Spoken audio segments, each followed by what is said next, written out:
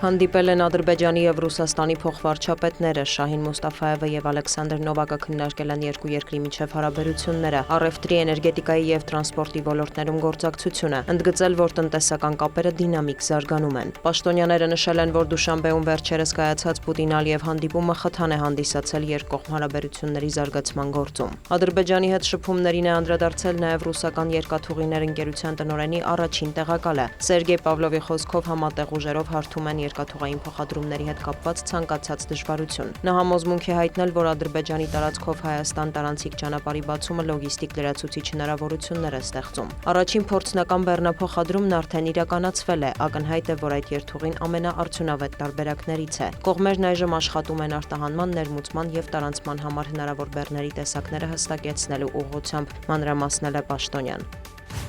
Ադրբեջանը, Իրանը և Ռուսաստանը փոխըմբռնման հուշագիր են ստորագրել։ Նշվում է, որ սա կարևոր քայլ կլինի եռակողմ երկարաժամկետ գործակցության զարգացման և հյուսիս-հարավ երթուղու արևմտյան հատվածի արդյունավետությունը բարձրացնելու գործում։ Փաստաթղթով նախատեսվում է ձևավորել միասնական սակագին, գործարկել բլոկային գնացքների կանոնավոր փոխադրումներ և բարելավել տրանսպորտային ընթացակարգերը։ Հայտարարվում է, որ նախաձեռնությունը թույլ կտա արդյունավետ լոգիստիկ շղթա կառուցել Ռուսաստանի, Ադրբեջանի, Իրանի միջև և նպաստել տարածաշրջանում տարանցիկ հոսքերի կայունաճին։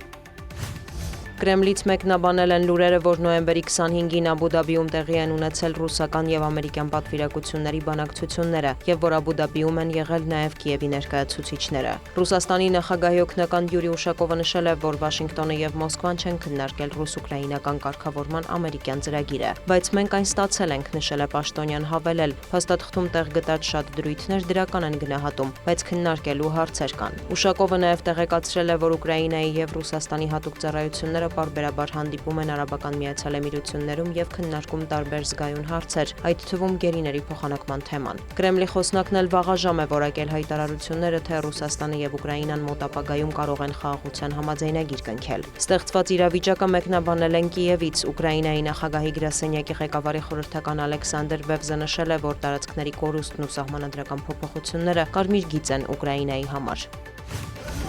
Ռուսական ուժերը ԱԹՍ-ներով հարվածել են Զապորոժիեին, ըստ ուկրաինական կողմի վիրավորվել է 19 քաղաքացի, վնասվել են 31 բազմահարկ շենք և 20 մասնավոր տուն, ինչպես նաև ուսումնական հաստատություն։ Կիևում ավարտվել են որոնողափրկարարական աշխատանքները նոյեմբերի 25-ի զանգվածային հարվածների հետևանքով մայրաքաղաքում զոհերի թիվը հասել է 7-ի, 20-ից ավելի մարդ վիրավորվել է։ Ռուսաստանի ՊՆ տվյալով ուկրաինական ուժերն էլ գիշերվանից շուրջ 40 ԱԹՍ են արձակել Դաշնության ուղղությամբ։ Թիրախում են եղել Բելգորոդի, Վորոնեժի, Լիպեցկի, Բրյանսկի մարզերը և այլ շրջաններ։